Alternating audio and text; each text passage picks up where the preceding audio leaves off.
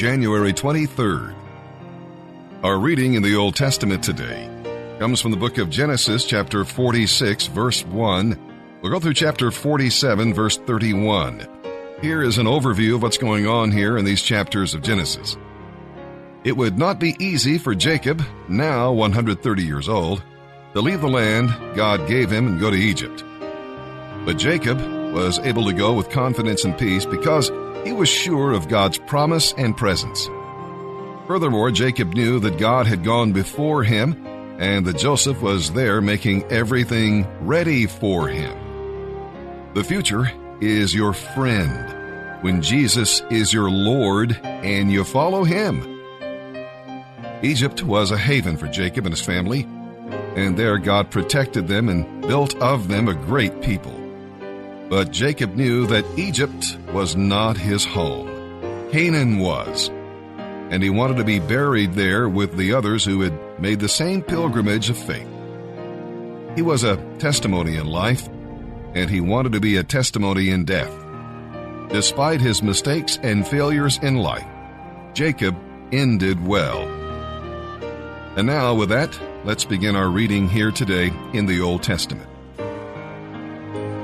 January 23rd, Genesis chapter 46, verse 1, through chapter 47, verse 31. So Jacob set out for Egypt, all his possessions. And when he came to Beersheba, he offered sacrifices to the God of his father Isaac. During the night, God spoke to him in a vision. "Jacob, Jacob," he called. "Here I am," Jacob replied. "I am God," the voice said, "the God of your father. Do not be afraid to go down to Egypt, for I will see to it that you become a great nation there.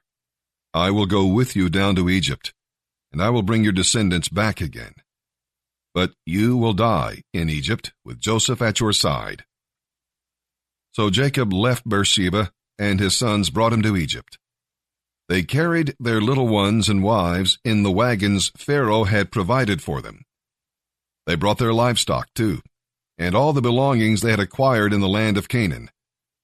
Jacob and his entire family arrived in Egypt, sons and daughters, grandsons and granddaughters, all his descendants. These are the names of the Israelites, the descendants of Jacob, who went with him to Egypt. Reuben was Jacob's oldest son. The sons of Reuben were Hanok, Palu, Hezron, and Carmi. The sons of Simeon were Jemuel, Jamin, Ohad, Jachin, Zohar, and Shaul. Shaul's mother was a Canaanite woman. The sons of Levi were Gershon, Kohath, and Merari. The sons of Judah were Onan, Shelah, Perez, and Zerah.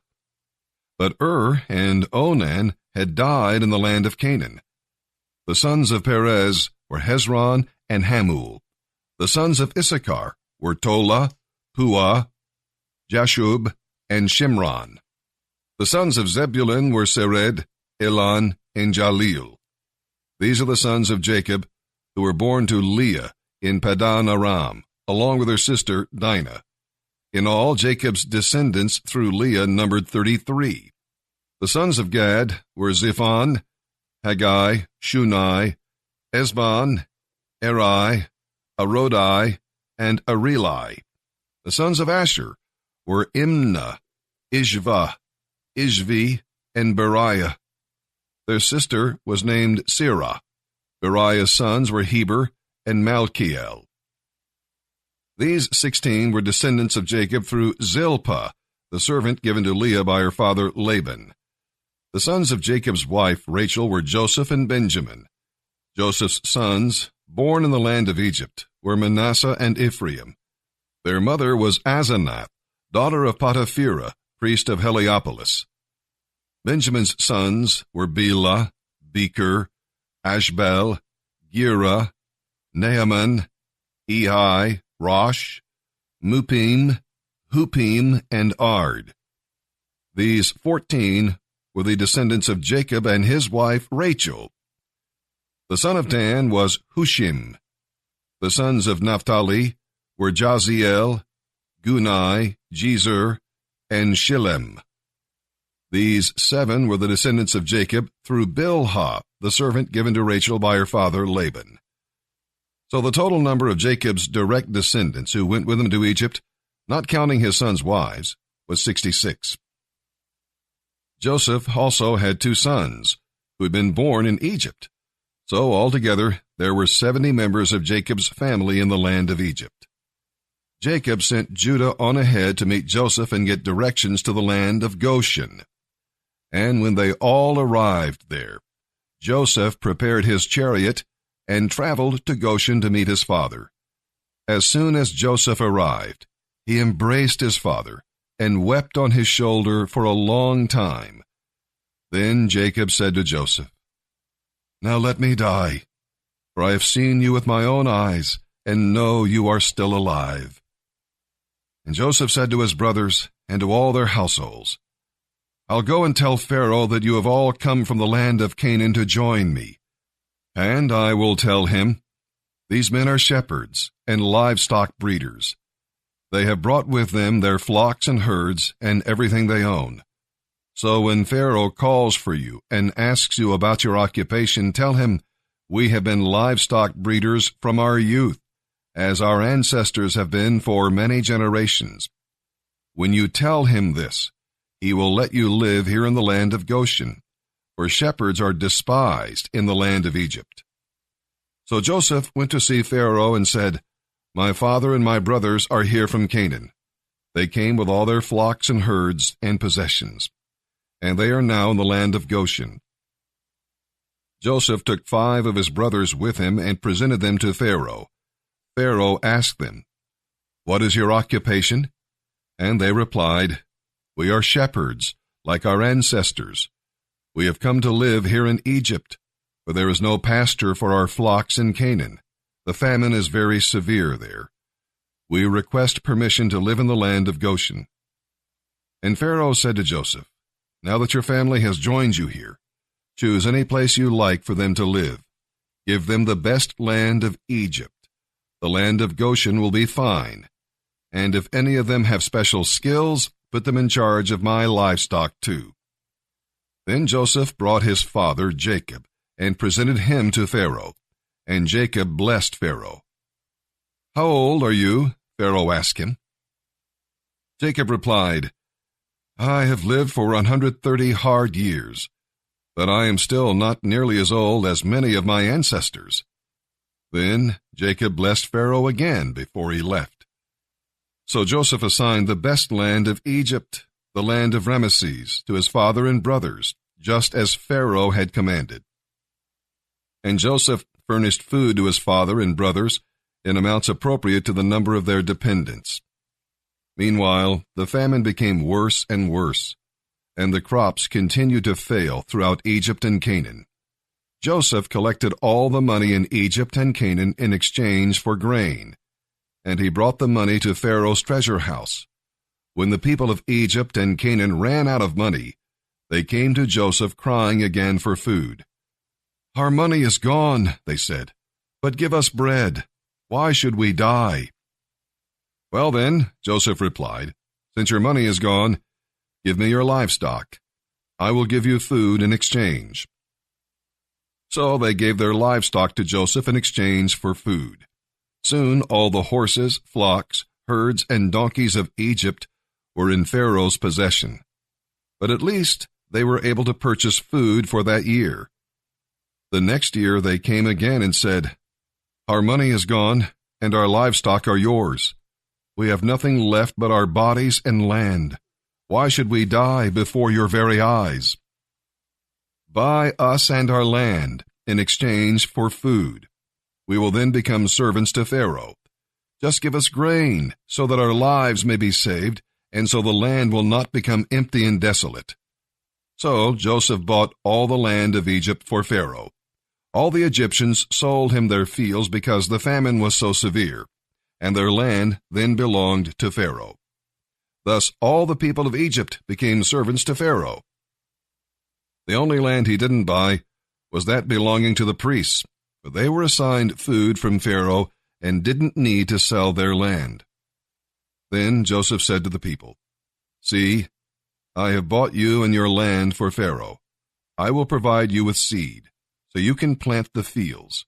Then when you harvest it, a fifth of your crop will belong to Pharaoh. Keep 4/5 for yourselves, and use it to plant the next year's crop, and to feed yourselves, your households, and your little ones." "You have saved our lives," they exclaimed. "May it please you, sir, to let us be Pharaoh's servants." Joseph then made it a law throughout the land of Egypt, and it is still the law, that Pharaoh should receive 1/5 of all the crops grown on his land. But since Pharaoh had not taken over the priest's land, they were exempt from this payment. So the people of Israel settled in the land of Goshen in Egypt, and before long they began to prosper there, and their population grew rapidly. Jacob lived for 17 years after his arrival in Egypt. So he was 147 years old when he died. As the time of his death drew near, he called for his son Joseph and said to him, "If you are pleased with me, swear most solemnly that you will honor this, my last request. Do not bury me in Egypt. When I am dead, take me out of Egypt and bury me beside my ancestors." So Joseph promised that he would. "Swear that you will do it," Jacob insisted. So Joseph gave his oath, and Jacob bowed in worship as he leaned on his staff.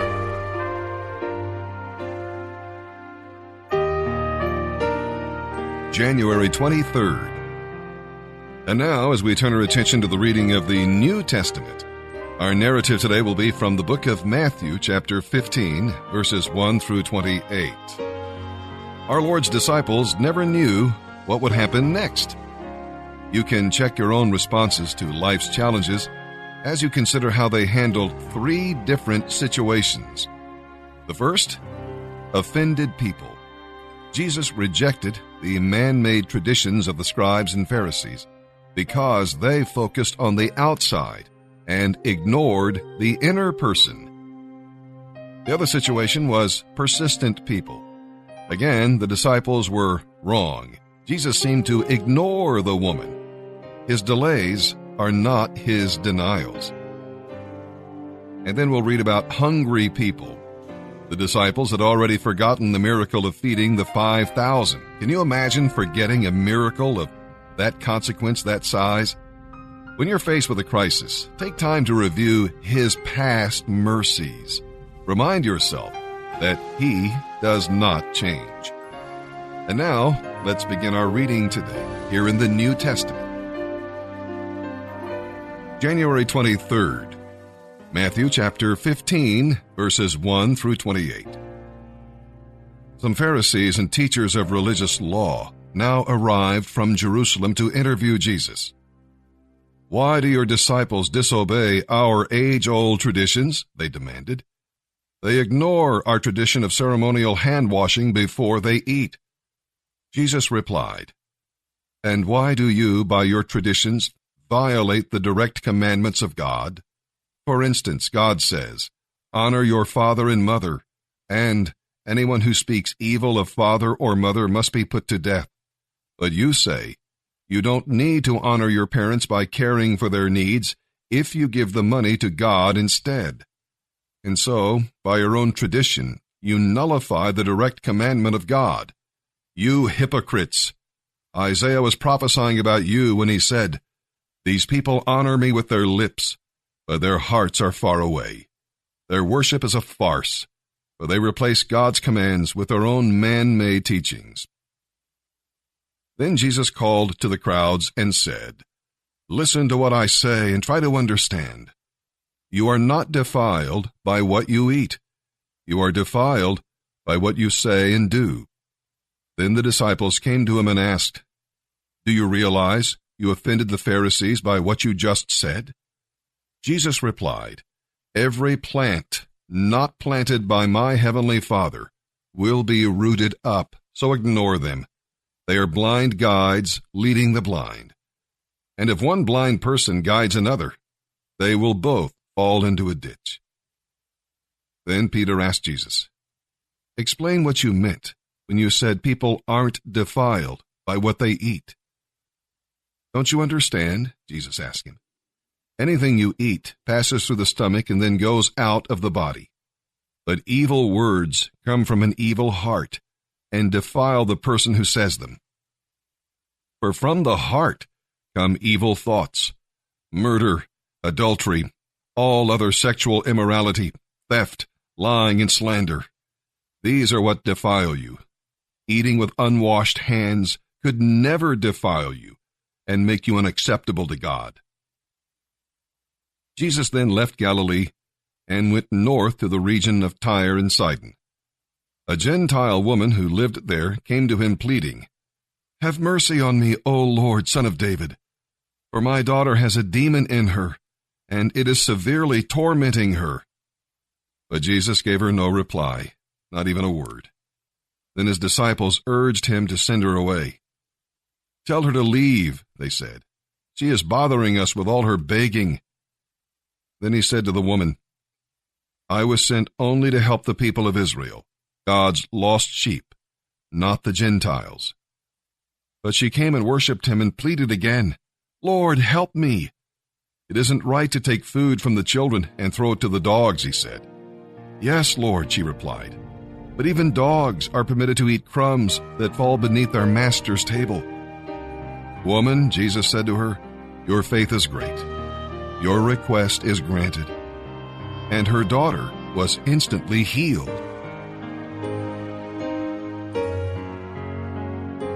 Psalm 19, verses 1 through 14. God reveals himself in creation, in the scriptures, and in your heart as you worship him.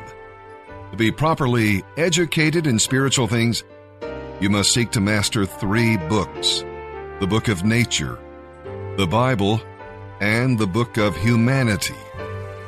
A scientist studies the book of nature, and a psychologist the book of human nature. But if they ignore God's book, their conclusions may be wrong. In the first few verses here in Psalm 19, verses 7 through 11, they tell you what the Bible can do for you if only you'll read it, meditate on it, and obey it. So open each day beholding God's glory in Jesus Christ. At the end of the day, what you have done will please him. Psalm 19, verses 1 through 14. For the choir director, a psalm of David. The heavens tell of the glory of God. The skies display his marvelous craftsmanship. Day after day, they continue to speak.